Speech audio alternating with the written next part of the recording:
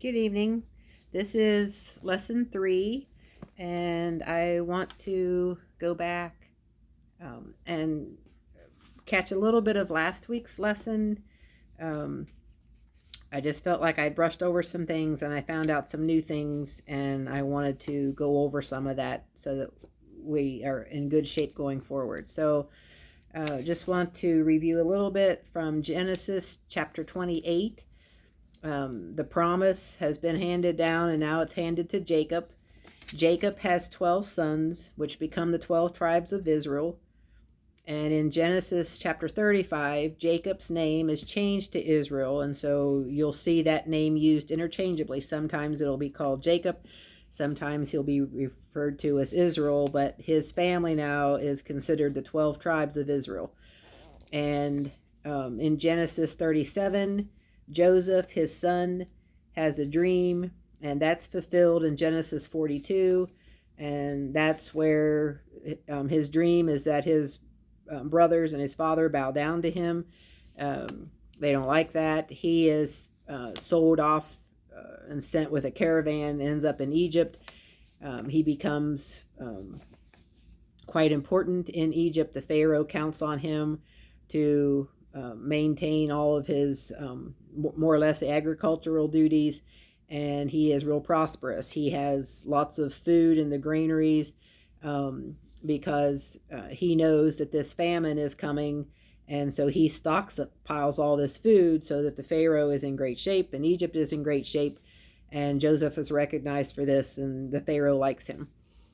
Because of this famine, in Genesis 46, Jacob moves his whole family to Egypt, and that is how then it becomes fulfilled what was predicted and promised in Genesis 15, is that while this nation would be blessed, they would have 400 years of slavery, and this begins that 400 years of slavery. They go there, and they aren't slaves at first, but after Joseph dies, and he apparently dies fairly young for those times,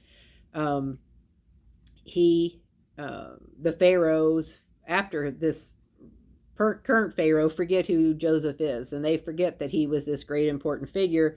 And so these Israelites end up being, and they're also called Hebrews in the Bible, they end up becoming slaves in Egypt, and that is to fulfill that promise that God said they would be blessed and they'd be a great nation, but they are going to have 400 years of slavery.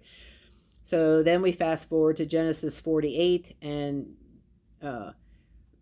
Jacob knows that he's about to die. He calls for Joseph. Joseph brings in his two sons that were born in Egypt, and that's Manasseh and Ephraim. And Manasseh is the oldest, and Ephraim is the younger. And Jacob tells Joseph that he's going to claim those two sons as his sons. And Joseph's other sons can be Joseph's, but these two are going to be his.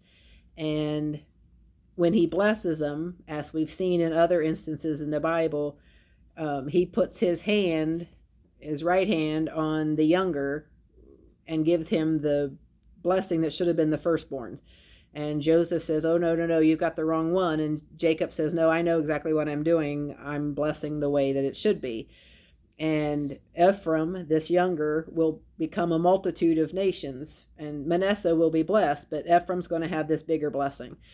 And this transaction becomes important later in like Leviticus and Exodus, because since Joseph died, that takes the tribes down to 11 of his sons, and the Levites, when they divide up land, do not get land. They're priests, and so they're not given land that's theirs. The other tribes are. And so by adding this Ephraim and Manasseh, that puts it back to 12 tribes that have land assigned, and then the Levites are the priests and they don't have land assigned. And later, we're not going to cover that chapter in detail. I think it's in Leviticus, but they actually tell them who sets up in the left, in the west, and the north, and the east, and the south, and they're lined up in a specific way. And this Ephraim and Manasseh get what it would have been Joseph's portion, and that makes the 12.